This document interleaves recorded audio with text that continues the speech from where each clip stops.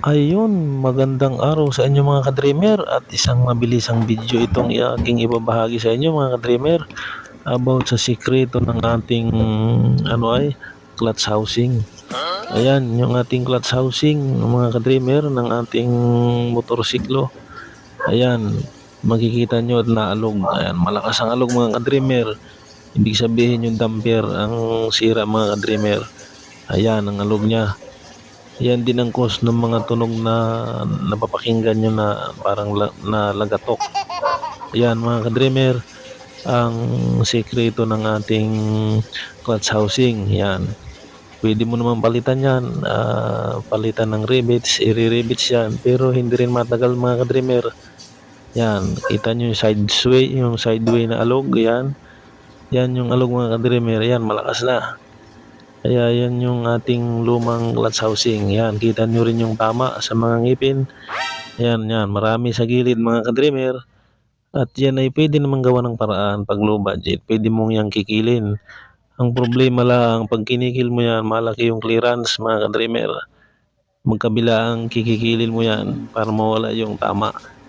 Yan, apektado rin sa pag-shift ng gear yan mga ka-dreamer pagka yan ay malalim ang tama. Ayan. At ito ay ang desisyon ko ay pinalitan ko na ng bago mga ka-dreamer.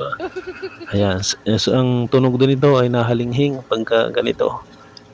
Nahalinghing na yung ating motor, kumbaga ay tunog pusa na siya mga ka-dreamer. May lagatok pa. Ayan, pakita ko sa inyo iring bago. Ayan, nasa kahon pa. Ayan, yung ating genuine na bago.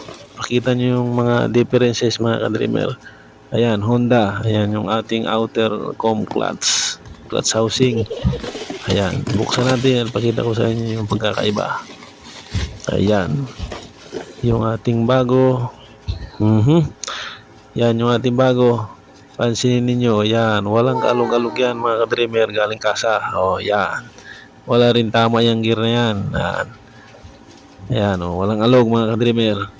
Pansinin nyo, yan. Ito naman mga ipin, itong lagayan ng ating clutch. Ito, clutch plate sa loob. Tingnan mo, walang tama. Diretso siya. Ayan. Yan ang differences mga ka-dreamer. Ang kailangan palitan na talaga ng bago.